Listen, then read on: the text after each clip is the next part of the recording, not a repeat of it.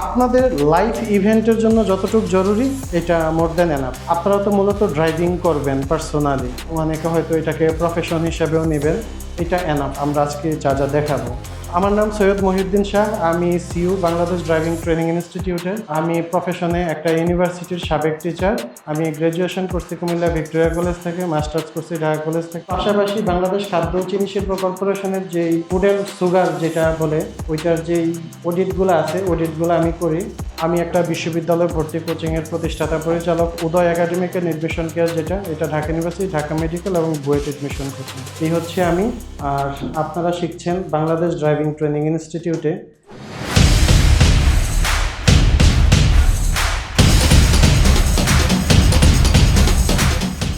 তাহলে ইঞ্জিনটা কত সিসি? 1500 সিসি। আমরা তো মূলত এই যে ইঞ্জিনটা বাইরে থেকে দেখলাম, ইঞ্জিনের এখন হচ্ছে আমরা মূলত পার্টসগুলো সম্পর্কে একটু জানার চেষ্টা করব। ইঞ্জিনের কোন পার্টসটাকে কি বলে, ওই জিনিসগুলো। এটা কেন জানা জরুরি?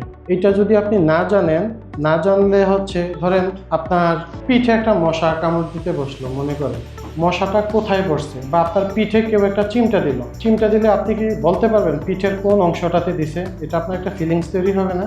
আপনার শরীরের যে কোনো একটা অঙ্গ প্রত্যঙ্গের মধ্যে যে কোনো একটা সমস্যা হইলে আপনি যদি অঙ্গের বা পার্টসের নাম না জানেন, তাহলে কি আপনি এটাকে এক্সপ্লেন করতে পারবেন? পারবেন না। সেজন্য জানতে হবে। এবং হচ্ছে অনেক স্প্যাম হয়, বুঝছেন? গাড়ির জগৎটা হচ্ছে এমন একটা জগৎ, আমরা জানি না বলে, মানে বুঝি না বলে মিস্ত্রিদের কাছে গেলে, ওয়ার্কশপে গেলে বিভিন্ন ছয় নয় তালবাহানা করে বিশাল বড় বড় বিল করে। তো সেজন্য আসলে স্প্যাম থেকে বাঁচতে গেলে আমাদেরকে এই জিনিসগুলো জানতে হবে এবং লাইফের জন্য জানতে হবে। এইটা হচ্ছে মূলত একটা 1500 সিসির ইঞ্জিন। কত সিসি?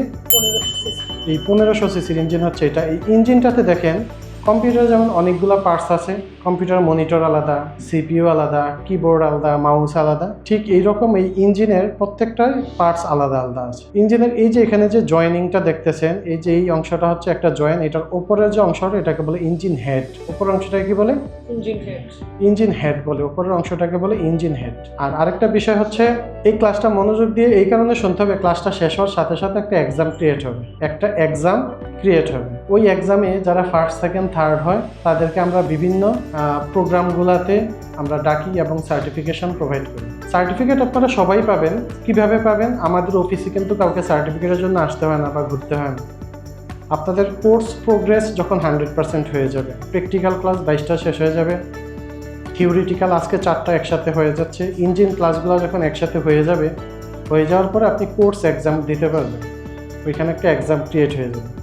ক্রিয়েট হয়ে গেলে ওই এক্সামের ওপর আপনি কি করলেন, আপনি ঘরে বসে এক্সাম দিতে পারবেন। আপনি কখন দিবেন না দিবেন এটা ডিপেন্ড করে আপনার ওপর।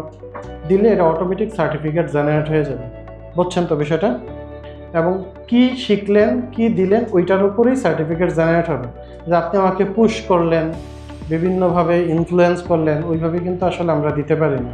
এই জন্য এই জিনিসগুলা এবং ইঞ্জিন ক্লাসগুলোতে উপস্থিত থাকা খুব জরুরি। এছাড়া সার্টিফিকেট দেওয়ার আমাদের আর কোনো স্কোপ নেই। সো এই ক্লাসগুলোতে অ্যাটেন্ড করতেই হবে। ক্লাসটা যখন 40 মিনিট অতিক্রম করবে আমি অ্যাটেন্ডেন্স নেব, আমাকে একটু মনে করাই দেবেন। অ্যাটেন্ডেন্স কোড আমি একটা দেবো, ওইটা দিয়ে অ্যাটেন্ডেন্স দিতে হবে। তাহলে এই উপরের অংশটাকে কি বলে? ইঞ্জিন হেড বলে। এই যে এইখানে আরেকটা জয়েন্ট দেখতেছেন, এইখান থেকে এই পর্যন্ত যে অংশটা, এই অংশটাকে বলে ইঞ্জিন ব্লক। কি বলে? Engine block. ইঞ্জিন ব্লক বলে। আর এই যে নিচের অংশটা দেখতেছেন, এই নিচের অংশটাকে বলে অয়েল প্যান। কি বলে? অয়েল অর্থ কি? আর প্যান অর্থ হচ্ছে কড়াই। প্যান অর্থ কড়াই। এই যে গাড়িতে আমরা যে ইঞ্জিন অয়েলগুলা ঢুকাই, ইঞ্জিন অয়েলের কিন্তু অনেকগুলা নাম। ইঞ্জিন অয়েলকে কি কি বলে জানেন? Engine oil, lube oil, lubricant, Mobil. Engine অয়েলের অনেকগুলা, মানে মোবিলটা হচ্ছে একটা ব্র্যান্ডের নাম, তো ইঞ্জিন অয়েলের অনেকগুলা নাম। তো আমরা গাড়িতে যে ইঞ্জিন অয়েলটা ঢুকাই, এই ইঞ্জিন অয়েলটা মূলত এই অয়েল প্যানের মধ্যে থাকে। তাহলে আমরা 3টা পার্টসের নাম জানলাম। কি কি? ইঞ্জিন হেড, ইঞ্জিন ব্লক এবং অয়েল প্যান। আচ্ছা, এই যে এই জিনিসটা দেখতেছেন এটাকে বলে পিস্টন। এটা তো বিভিন্ন বিজ্ঞাপনের মধ্যে, মোবিলের বিজ্ঞাপনে, ইঞ্জিন অয়েলের বিজ্ঞাপনে আপনারা এটাকে দেখেন সবাই, তাই না? এটাকে বলে হচ্ছে পিস্টন। এই পিস্টনটা যেই রাস্তা দিয়ে ওঠানামা করে সেই রাস্তাটাকে বলে সিলিন্ডার। সেই রাস্তাটাকে কি বলে? সিলিন্ডার মানে হচ্ছে চুলা। পিস্টনের মধ্যে এই যে এই দাগগুলা দেখতেছেন, এগুলাকে বলে পিস্টন রিং। এগুলা কি বলে? এগুলাকে বলে হচ্ছে পিস্টন রিং। পিস্টনের মাঝখানের যে দাগগুলা দেখতেছেন এগুলাকে বলে পিস্টন রিং। আর পিস্টনটাকে এই যে একটা রড দেখতেছেন, এই রডের সাথে পিস্টনটা কানেক্টেড আছে। দেখেন এই রডের সাথে পিস্টনটা কানেক্টেড। এই যে রডটাকে বলে কানেক্টিং রড। কি বলে? এই রডটাকে বলা হচ্ছে কানেক্টিং রড। এই রডটাকে বলে কানেক্টিং রড। পিস্টনটা যে রাস্তা দিয়ে ওঠানামা করে এটাকে কি বলে? সিলিন্ডার বলে। এটাকে কি বলে? সিলিন্ডার। এই ইঞ্জিনটা হচ্ছে কত সিসির? 1500 সিসি। এইটাতে কয়টা সিলিন্ডার আছে? 4টা। 4টা সিলিন্ডার, 4 সিলিন্ডার ইঞ্জিন। এটা কয় সিলিন্ডারের? 4 সিলিন্ডার। 4 cylinder engine. আচ্ছা, প্রত্যেকটা সিলিন্ডারের মধ্যে এই যে সাদা যে জিনিসটাকে দেখতেছেন এটাকে বলে স্পার্ক প্লাগ। এটা কি বলে? Spark plug. স্পার্ক প্লাগ কি আপনারা দেখছেন সরাসরি? সরাসরি দেখেন নাই? ইঞ্জিন ক্লাসে আমরা দেখাবো অবশ্যই। স্পার্ক প্লাগের কথা মনে করবেন, আমরা দেখাবো। এটা হচ্ছে স্পার্ক প্লাগ। আচ্ছা, প্রত্যেকটা সিলিন্ডারে একটা করে স্পার্ক প্লাগ থাকে। কয়টা থাকে? একটা করে। এইটা হচ্ছে একটা অকটেন অথবা পেট্রোল চালিত ইঞ্জিন। কি? অকটেন অথবা পেট্রোল চালিত ইঞ্জিন। এটা কিন্তু ডিজেল ইঞ্জিন না। এটা কিন্তু ডিজেল ইঞ্জিন না। ডিজেল ইঞ্জিনে কিন্তু স্পার্ক প্লাগ থাকে না। ডিজেল ইঞ্জিনে স্পার্ক প্লাগ থাকে না। এটা হচ্ছে অকটেন অথবা পেট্রোল চালিত একটা ইঞ্জিন। প্রত্যেকটা সিলিন্ডারের মধ্যে 2 ধরনের ভালভ থাকে। কয় ধরনের? 2 ধরনের ভালভ। এগুলাকে বলে ইনটেক ভালভ, এবং এই যে এগুলা দেখতেছেন পয়সার মতো, এই একটা এই দুইটাকে বলে এক্সজস্ট ভালভ। ভালভ কয় ধরনের? 2 ধরনের। কি কি? ইনটেক ভালভ এবং এক্সজস্ট ভালভ। মনে থাকবে তো? এগুলা কিন্তু ব্রেনে ঢুকাই রাখতে হবে। আর যাদের ব্রেনে ঢুকানো নাই, একটু হয়তো কষ্ট হইতেছে, আমরা ভিডিও করতেছি, করে পরবর্তীতে এগুলো আমাদের ইউটিউব চ্যানেলে এবং ফেসবুক পেজে দিয়ে দেবো। ওইখান থেকে আবার লেসনগুলো দেখতে পারবেন। ঠিক আছে? আচ্ছা, তাহলে ভালভ কয় ধরনের? 2 ধরনের। কি কি? ইন্টারনাল এবং এক্সটার্নাল। আচ্ছা, এতক্ষণ আমরা যে পার্টসগুলোর নাম জানলাম এগুলো আবার একটু রিভিউ করি। এটাকে কি বলে? ইঞ্জিন হেড বলে। এটাকে কি বলে? আর এই নিচের অংশটাকে কি বলে? Oil pipe. এইটাকে কি বলে? পিস্টন। পিস্টন। আর এই পিস্টনের মধ্যে এই যে এই জিনিসগুলা পিস্টন রিং। রিং তো হচ্ছে আংটি। রিং মানে কি? তাহলে এগুলো আংটির মতো যে পিস্টনকে ধরে রাখছে, এই জন্য এগুলো পিস্টন রিং। পিস্টনের সাথে যে রডটা কানেক্টেড এটাকে কি বলে? Connecting rod. কানেক্টিং রডটা নিচে যেটার সাথে লাগানো আছে এটাকে বলে ক্রেন শেপ। এটা কি বলে? ক্রেন শেপ বলে। Crane shape. Crane shape. হ্যাঁ, এই নিচের এটা হচ্ছে ক্রেন শেপ। এই যে উপরে পয়সার মতো যেগুলো দেখতেছেন এগুলাই কি বলে? ভালভ বলে। ভালভ কয় ধরনের? 2 ধরনের। কি কি? Internal exhaust valve. আর এই যে সাদা অংশটা এটা কি বলে? স্পার্ক প্লাগ বলে। আচ্ছা, ওয়েল, তো ভালভ কি আপনাদের বাসায় কি ভালভ আছে? এরকম ভালভ দেখছেন? কোনো প্রকার ভালভ আছে আপনাদের বাসায়? পানির কল আছে না? পানির কল এক ধরনের ভালভ। গ্যাসের চুলা আছে না?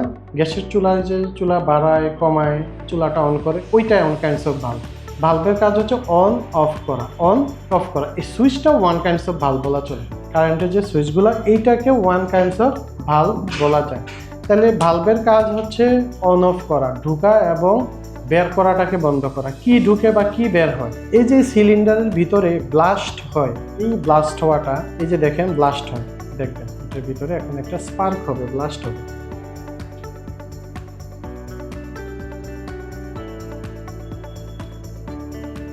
এটার ভিতরে এখন কি ঢুকতেছে জানেন? Intake valve. এটা হচ্ছে ইনটেক ভালভ। ইনটেক ভালভ দিয়ে এখন কি ঢুকতেছে এটার ভিতরে? বাতাস এবং ফুয়েল ঢুকতেছে। ফুয়েল মানে কি? এটা অকটেন হইতে পারে, পেট্রোল হইতে পারে, সিএনজি হইতে পারে, এলপিজি হইতে পারে। এটার ভিতরে এখন ঢুকতেছে। তো এটা কিভাবে ঢুকে আসলে? বাতাসের সাথে মিক্স হয়ে। এটা কি এরকম এই যে লিকুইড হইয়া ঢুকে, নাকি এটা কিভাবে ঢুকে? ফোটা ফোটা ঢুকে। তেলটা কিন্তু লিকুইড ফর্মে ঢুকে না। তেলটা কিভাবে ঢুকে তাহলে? তেলটা ঢুকে এইটা থেকে, এই বোতল থেকে একটা ফোঁটা পানি যদি আমি নিচে ফেলাই, 1 ফোঁটা পানি কতটুকু হবে? এই 1 ফোঁটা পানির 10 ভাগের 1 ভাগ। 10 ভাগের 1 ভাগ মানে খুবই সামান্য পরিমাণে। দ্যাট মিনস আমরা যে শ্বাস ফালাচ্ছি, শ্বাস নিচ্ছি, শীতকালে দেখবেন আয়নার সামনে গিয়ে দাঁড়াইলে নাক থেকে যে ধোঁয়াটা বাতাসটা বের হয়, এইটাতেই কি ধোঁয়া হয়ে যায়। ঠিক ওই পরিমাণ অয়েল বা ফুয়েল এয়ারের সাথে মিক্স হয়ে এই সিলিন্ডারটা হচ্ছে এটার মতো চিকন, এই বোতলটার মতো চিকন। পিস্টনটা ধরেন এতটুকু জায়গার মধ্যে নামে। তো এতটুকু জায়গার মধ্যে নামলে পিস্টনটা এখান থেকে এই পর্যন্ত এতটুকু নামে। নামার পরে পিস্টনটা উপরের দিকে ওঠে। তো এইটার মধ্যে, এই বাতাসটার মধ্যে কি পরিমাণ অয়েল আসলে এটা বাতাসের সাথে মিক্স হয়ে আসতে পারবে, ঠিক সেই পরিমাণ এটার ভিতরে ঢুকে। বুঝছেন বিষয়টা? আচ্ছা, তো ঢুকার পরে এই ভালভটা বন্ধ হয়ে যায়। এই যে একটা ছোট্ট একটা জিনিস দেখতেছেন সুইয়ের মতো, এটা হচ্ছে ফুয়েল ইনজেক্টর। এটা আমরা একটু পরে দেখাবো। এটা কি? Fuel injector. তো এই ফুয়েল ইনজেক্টর দিয়ে এইটার ভিতরে ফুয়েলটা বাতাসের সাথে, এয়ারের সাথে মিক্স হয়ে এই সিলিন্ডারের ভিতরে ঢুকতেছে। ঢুকার পরে কি ঘটে, পিস্টনটা যখন ওপরের দিকে উঠলে ফুয়েলটাকে এবং বাতাসটাকে সে কম্প্রেসড করে, প্রেশার ক্রিয়েট করে।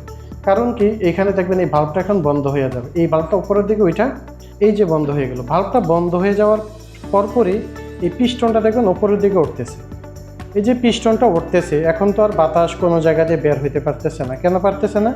ইনটেক ভালভও বন্ধ, এক্সস্ট ভালভও বন্ধ। বন্ধ হইলে এই পিস্টনটা এখন উপরের দিকে উঠতেছে। পিস্টনটা উপরের দিকে ওঠার পরে যখন সর্বোচ্চ পরিমাণ উপরে উঠবে, ঠিক এই টাইমে একটা স্পার্ক হবে।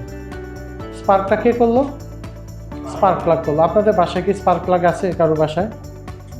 হ্যাঁ, গ্যাসের চুলা আছে না? গ্যাসের অটো চুলাতে স্পার্ক প্লাগ লাগানো থাকে। আর ম্যানুয়াল যে চুলাগুলা, ওইগুলা জ্বালানোর জন্য দেখবেন আপনি একটা ফায়ার গান ইউজ করেন, ওইটাও one kinds of spark plug. বুঝছেন? তাহলে এই যে দেখেন, এখন এইখানে ওঠার পরে এটাতে যদি ব্লাস্ট হয়, ধরেন এই রুমের মধ্যে আমরা গ্যাস সরাই দিলাম, একটা সিলিন্ডারের গ্যাস মুখ খুলে দিলাম, পুরাটার মধ্যে হইলো, আমরা খুব রিল্যাক্সে বসে আছি। এখন একজন করলো কি, ফ্যানটা ছাড়ার জন্য সুইচটা চাপ দিল, ভিতরে অল্প একটু স্পার্কিং হইলো। কি হবে? এখন ভিতরে ব্লাস্ট হবে।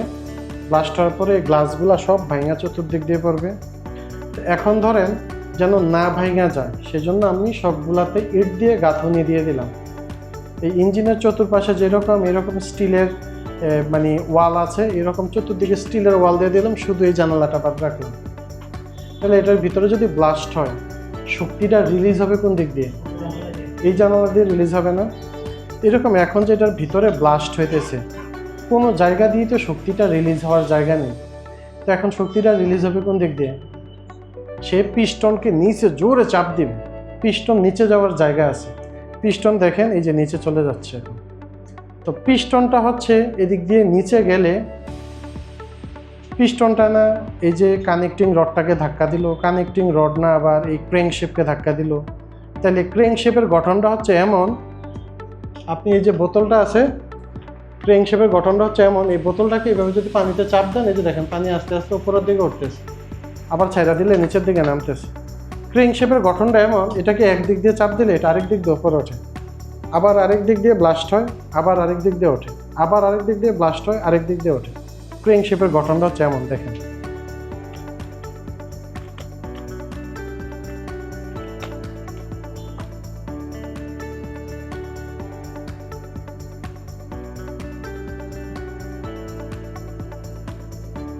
ক্র্যাঙ্কশেপের গঠনটা দেখছেন? আচ্ছা, এখন গাড়িতে যতক্ষণ তেল বা গ্যাস থাকবে ততক্ষণ কিন্তু এই ইঞ্জিনটা সাইকেলিং চলতে থাকবে। যখন তেল বা গ্যাস থাকবে না, শুধু বাতাস দিয়ে কি ফায়ারিং হবে? তাইলে তেল বা গ্যাসের সাথে এটার ভিতরে এয়ারের সাথে, বাতাসের সাথে ফুয়েল এটার ভিতরে অবশ্যই আসতে হবে। যতক্ষণ আসবে ততক্ষণ এই সাইকেলিং চলবে, আসা বন্ধ হয়ে যাবে, সাইকেলিংও ক্লিয়ার। এখন আসেন, এই যে ভাল্ব কয় ধরনের বললাম? দুই ধরনের ভাল্ব। কি কি? ইনটেক ভাল্ব এবং এক্সস্ট ভাল্ব। ইনটেক ভাল্ব দিয়ে হচ্ছে ভিতরে অক্সিজেন ঢুকে। কি ঢুকে? তাহলে এটার ভিতরে যখন ব্লাস্ট হইলে অক্সিজেন পুইরা গেল না? অক্সিজেন পুইরা কি হয়ে গেল? কার্বন ডাইঅক্সাইড হয়ে গেল। এটার ভিতরে যদি এখন কার্বন ডাইঅক্সাইড থাকে, তাহলে কি পরবর্তী ব্লাস্ট হবে? পরবর্তী ব্লাস্ট হবে। তাহলে এক্সস্ট ভাল্ব দিয়ে কার্বন ডাইঅক্সাইডটাকে বের করে দেয়। বের করে দেওয়ার পরে এরপরে আবার ইনটেক ভাল্ব দিয়ে অক্সিজেন ঢুকে, এরপরের বার গিয়ে ব্লাস্ট হয়। ক্লিয়ার বিষয়টা? আচ্ছা, এই যে বেলটা দেখতেছেন, এই বেলটাকে বলে টাইমিং বেল্ট। এই বেলটাকে কি বলে? এই বেলটাকে হচ্ছে টাইমিং বেল বলে। এই যে আপনারা এই জিনিসটা দেখতেছেন, এইটাকে বলে ক্যাম শ্যাফট। এটা কি বলে? ক্যাম, CAM, ক্যাম, ক্যাম শ্যাফট। ঠিক আছে? আর এই যে দাঁতগুলা দেখতেছেন, এই দাঁতগুলাকে বলে ক্যাম। এই দাঁতগুলা কি বলে? ক্যাম। তাহলে ক্যামের কাজটা কি দেখেন, ক্যাম কিভাবে কাজ করে? ক্যামের কাজ হচ্ছে টাইমিংটা সেট করা, কোন সিলিন্ডারটা কখন, মানে কোন এই ভাল্বটা কখন ওপেন হবে কখন অফ হবে এই টাইমিংটা কে নির্ধারণ করে দেয়? ক্যাম নির্ধারণ করে দেয়। ক্লিয়ার বিষয়টা? আচ্ছা, এই বেলটাকে কি বলে? টাইমিং বেল বলে। টাইমিং বেল যদি ছিঁড়ে যায় দোকানে গিয়ে খালি বললেই হবে না কিন্তু যে আমাকে একটা টাইমিং বেল দেন। আপনার গাড়িটা কি গাড়ি, কোন কোম্পানির গাড়ি, কত সালের গাড়ি এবং দাঁত কতটা, এটার মধ্যে দাঁত আছে দেখেন কতটা দাঁত, এই দাঁত বুঝা এরপরে কিনতে হবে। বুঝতেছেন? বুঝছেন? আচ্ছা, আর এই যে গিয়ারগুলা দেখতেছেন গোল গোল, এগুলাকে বলে ক্যাম গিয়ার। এগুলাকে কি বলে? এগুলাকে বলে ক্যাম গিয়ার।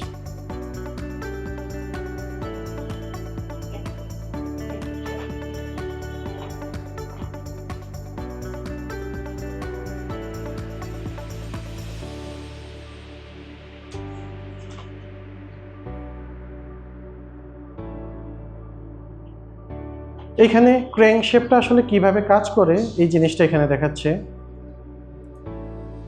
এই যে এটা আছে না, এই যে এটার মধ্যে দেখেন কিছু দাঁত আছে, এটাকে বলে স্টার্টার। এটাকে কি বলে? এটাকে বলে স্টার্টার। আর এই যে এই জিনিসটা দেখতেছেন গোল চাকতির মতন, এটাকে বলে ফ্লাই হুইল। এটাকে কি বলে? এটা হচ্ছে ফ্লাই হুইল। তো ফ্লাই হুইল আর স্টার্টারের কাজটা কি? স্টার্টারের কাজ হচ্ছে গাড়িকে স্টার্ট করে দেওয়া। স্টার্টারের কাজ হচ্ছে গাড়িকে, আমাদের দেশের মিস্ত্রি এটাকে সেলফ বলে। কি বলে? সেলফ বলে। আপনিও সেলফই বলতে হবে। বইয়ের ভাষাটা শিখে রাখেন, দেশের বাইরে গেলে স্টার্টার বলবেন, আর বাংলাদেশে যতদিন জীবিত আছেন এটা সেলফই বলতে হইব। এটাকে বলতে হবে সেলফ। সেলফ না বললে বলবো ছুটতে যেতে। এটা বাস্তবতা, বুঝছেন? এই দেশের যেটাকে যে নামে চিনে আপনাকে সেই নামেই বলতে হবে। তো স্টার্টারের কাজটা আসলে কি? এটা হচ্ছে একটা হাই পাওয়ারফুল মোটর। এটা সরাসরি কানেক্টেড থাকে ব্যাটারির সাথে। কার সাথে? ব্যাটারির সাথে। ব্যাটারির সাথে কানেক্টেড থাকে। আপনি যখন গাড়িতে ওঠেন চাবিটা বের করেন, সুইচে ঢুকান অথবা কেউ সেলফ মারেন, মানে স্টার্ট পুশ বাটনে ক্লিক করেন। ক্লিক করার পরে দেখবেন গাড়িটা স্টার্ট হওয়ার আগ পর্যন্ত একটা আস্তে একটা ঝাঁকুনি দিয়ে একটা আওয়াজ করে, এরপরে গাড়িটা স্টার্ট হয়। ঠিক না? আচ্ছা, এই যে শুরুতে যে সাউন্ডটা হইলো এইটাই হচ্ছে মূলত স্টার্টার করে। কে করে? এটা কিন্তু আমি শুরুতেই বলছি, এটা খুব হেভি পাওয়ারফুল মোটর, কিন্তু খুবই হেভি পাওয়ারফুল মোটর। স্টার্টার যদি কেউ কখনো খুলতে দেখেন বা ইউটিউবে সার্চ দিয়ে দেখবেন how to repair starter coil, এটার ভিতরে একটা খুব মানে হেভি কয়েল আছে। কয়েলের তারগুলা, এই যে মাউসের তারগুলা যত মোটা, এত মোটা তামার তার, বুঝছেন? খুব মোটা মোটা তার। তাহলে কতটুকু পাওয়ারফুল হলে এত মোটা তার এটার ভিতরে ইউজ করে। একটা ব্যাটারি, গাড়ির যে ব্যাটারিগুলা, এখনকার ব্যাটারিগুলা তো lithium ion battery, lithium phosphate battery. এই ব্যাটারিগুলা কত পাওয়ারফুল একটা গাড়ির ব্যাটারি বলেন তো? অনেক পাওয়ারফুল একটা ব্যাটারি। আগেকার সময়ে আমি যদি এক্সাম্পল দিই, আমরা তো 2000 না 95, 96, 97 বা এই সময়ের কথা বলতেছি। আমার জন্ম হচ্ছে 1997-তে। তো ছোটোবেলায় যখন ধরেন ওই গ্রামে বড় ভাইরা দেখতাম, ওরা কি আনতো? ডিভিডি, মানে ভিডিও সেট বানাতো। একটা ক্যাসেট থাকতো, ওইটার মধ্যে 3 ঘন্টা চলতো একটা মুভি। ওই সময় দেখা যেত কি পুরা এলাকার মানুষ সব চলে আসতো এটা দেখার জন্য। আমরা গিয়ে কি দেখতাম? আমরা গিয়ে দৌড়ে দেখতাম ব্যাটারি কয়টা আনছে। এত বড় একটা ব্যাটারি দিয়ে 1.5 ঘন্টার মতো চলতো। এত বড় বড় 2টা ব্যাটারি হইলে 3 ঘন্টা চলতো। আমাদের চিন্তা ছিল আজকে সারা রাত দেখা যাবে কিনা। সারা রাত তো দেখলে আমরাও দেখবো, আম্মাও দেখবে, সবাই দেখবে, পরের দিন স্কুলে যেতে হবে। আচ্ছা, এই জন্য আমরা সবাই দৌড়ে যেতে দেখতাম। তো এত বড় বড় ব্যাটারিগুলা মাত্র 1.5 ঘন্টা ব্যাকআপ দিত। টিভির স্ক্রিন ছিল 17 ইঞ্চি অথবা সর্বোচ্চ 21 ইঞ্চি। আপনার এই মোবাইলের স্ক্রিনটা কত inch? Near about 6 inch. Near about 6। তাহলে এইরকম 4টা মোবাইল হলে একটা 14 ইঞ্চি টিভি হয়ে যায়, পাশাপাশি 4টা মোবাইল একসাথে রাখলে। এটার ব্যাটারিটা হচ্ছে ভিতরে এত বড়, খুব ছোট্ট একটা ব্যাটারি। কিন্তু দেখেন এটা 12 ঘন্টা 24 ঘন্টা একটানা চালানো যায়। কিছু কিছু মোবাইল 24 ঘন্টা চালানো। তাহলে এই ব্যাটারিটা কত পাওয়ারফুল! খুবই পাওয়ারফুল একটা ব্যাটারি। আপনি এত ঘন্টা চালাচ্ছেন, তাহলে এতগুলো ব্যাটারি একসাথে কানেক্টেড হয়ে একটা গাড়ির ব্যাটারি বানানো হয়েছে। কত বড় ব্যাটারি! তাহলে এটার পাওয়ার কেমন? আচ্ছা, এখনকার যে ইভিগুলা, ইলেকট্রিক ভেহিকেলগুলা, টেসলা অথবা ধরেন BYD, এইসব গাড়িগুলার ব্যাটারি প্যাকগুলো হচ্ছে এত বড়, বুঝছেন? বিশাল বড়। এগুলো হচ্ছে হাইব্রিড গাড়ি, ব্যাটারিগুলো এত বড়। ইভি যেগুলা, ইলেকট্রিক ভেহিকেলগুলো, এগুলো হচ্ছে এটা 3 গুণ 4 গুণ। একটা চার্জে আমি ঢাকা থেকে কক্সবাজার গেছি 4 বার, যখন সিএনজি ছিল আমার গাড়ি 4 বার গ্যাস নিতে হয়েছে, 4 বার গ্যাস নিছি। আর আমি যখন এলপিজিতে গেছি ফুল এলপিজি এক ট্যাঙ্ক শেষ হয়ে গেছে, ফুল এলপিজি এক ট্যাঙ্ক শেষ হয়ে গেছে। তাইলে একটা গাড়ি কি পরিমাণ গ্যাস কনজিউম করে, কি পরিমাণ ফুয়েল পোড়ায়। ঢাকা থেকে কক্সবাজারের দূরত্ব 200 কত কিলোমিটার, 280 কিলোমিটার। আর আপনি একটা ইলেকট্রিক গাড়ি দিয়ে 4000 কিলোমিটার একবার চার্জ করে চালাতে পারবেন। কয় হাজার? 4000 কিলোমিটার চালাতে পারবেন। তাহলে আবার চিন্তা করেন এটা ব্যাটারি প্যাক কত শক্তিশালী এবং এটা কতটুকু পরিবেশ বান্ধব, বুঝছেন? এই জন্য ইলেকট্রিক গাড়িগুলোতে এখন ট্যাক্স ফ্রি করে দিছে, ইলেকট্রিক গাড়িগুলা ট্যাক্স ফ্রি করে দিছে, যেন হচ্ছে পরিবেশের ভারসাম্য বজায় থাকে। এই স্টার্টার নিয়ে আলোচনা করতেছিলাম, তাহলে এই স্টার্টারটা হচ্ছে খুব হেভি পাওয়ারফুল একটা মোটর। এই মোটরটা গাড়িটা দেখেন আপনি প্রতিদিন কয়বার স্টার্ট দেন? আমাদের গাড়িগুলো কয়বার স্টার্ট হয় প্রতিদিন বলেন? মিনিমাম 40 বার, মিনিমাম 30-40 বার সেলফ মারতে হয়। তাহলে আমাদের ব্যাটারিগুলো তো কিনছি প্রায় 1.5 বছর 2 বছর হয়ে গেছে, এখনও কিন্তু খুলতে হয় না। তাহলে এই যে ব্যাটারি এত শক্তি এটা ধরে রাখছে যে ব্যাটারির চার্জ শেষ হয় না, ব্যাটারিরও চার্জ শেষ হয়ে যায়। এটাকে চার্জ দেয় কে? আপনি কি বাসায় না এটা খুইলা চার্জে লাগান? লাগাই না। এটার জন্য গাড়িতে একটা পার্টস আছে, ওইটাকে বলে অল্টারনেটর। কি বলে? অল্টারনেটর বইয়ের ভাষায়। এটা আপনি ব্রেনে ঢুকে রেখেন, বিদেশ যেয়ে চাইলেন। বাংলাদেশে এটাকে বলতে হইব ডায়নামা। কি বলতে হইব? ডায়নামা হচ্ছে ওয়ান কাইন্ডস অফ জেনারেটর। এটা এক ধরনের কি, সে বিদ্যুৎ উৎপাদন করে। গাড়িটা স্টার্ট হয়ে যাওয়ার পরে যখন স্টার্ট হয় তখন ব্যাটারি থেকে স্টার্টার চার্জ দেয়। কে চার্জ দেয়? স্টার্টার চার্জ দেয়। আপনি যখন চাবিটা ছাইরা দেন, গাড়িটা স্টার্ট হয়ে যাওয়ার পর চাবিটা কি ধরে রাখেন না ছেড়ে দেন? ছেড়ে দেন। ছেড়ে দেওয়ার পরে স্টার্টারের যে দাঁতটা, এই দাঁতটা ভিতরে চলে যায়, স্টার্টারের ভিতরে। আর আপনি যখন চাবিটা দেন, এই দাঁতটা বের হয়ে এই যে ফ্লাই হুইলের দাঁতের সাথে মিশে ফ্লাই হুইলটাকে ঘুরায়। ফ্লাই হুইলকে ঘুরাইলে ফ্লাই হুইল এই ক্র্যাঙ্ক শেপকে ঘুরায়। ক্র্যাঙ্ক শেপকে ঘুরাইলে এই ক্র্যাঙ্ক শেপ কী করে? পিস্টনকে ধাক্কাইয়া উপরে ওঠায় নিচে নামায়। পিস্টনকে উপরে ওঠায় নিচে নামাইলে এটার ভিতরে এট এ টাইম ফায়ারিং হয়, গাড়ির ইঞ্জিন স্টার্ট হয়ে যায়। তো ইঞ্জিন যখন স্টার্ট হয়ে যায় তখন কি আর স্টার্টারের দরকার আছে? তখন আমরা চাবি ছেড়ে দিই। চাবি ছেড়ে দিলে স্টার্টারের দাঁত ভিতরে চলে যায়। আমরা যদি অফ করতে যাই, এখন ধরেন এটাকে যদি আবার অনের দিকে ঘুরাই, এই ফ্লাই হুইল তো কন্টিনিউয়াসলি ঘুরতেছে। এই যে দেখেন ফ্লাই হুইল কন্টিনিউয়াসলি কী হচ্ছে? ফ্লাই হুইল কিন্তু কন্টিনিউয়াসলি ঘুরতেছে। এই যে দেখেন ফ্লাই হুইলটা কন্টিনিউয়াসলি ঘুরতেছে চাবি ছেড়ে দেওয়ার পরেও, কিন্তু এই স্টার্টারের দাঁত কিন্তু ভিতরে ঢুকে গেছে। এখন আপনি যদি আবার অফ করতে গিয়ে অনের দিকে চাবি মারেন, তাহলে স্টার্টারের দাঁত বাইরে হইবে না? স্টার্টারের দাঁত আর এই দাঁত যদি ঘর্ষণ খায় তাহলে দাঁতগুলা ভেঙে যাবে, বুঝছেন? এজন্য অফ করার সময় এন্টি ক্লকওয়াইজ দিতে হবে। আপনি যদি আবার স্টার্টের দিকে দেন তাহলে কিন্তু দাঁত ভেঙে যাবে, এটা কিন্তু ব্রেনে রাখতে হবে। এই রিদুয়ার ধরেন গাড়িতে বসে ইনস্ট্রাক্টর আপনাকে গাড়িতে বসানো বা এইভাবে দেখানো সম্ভব?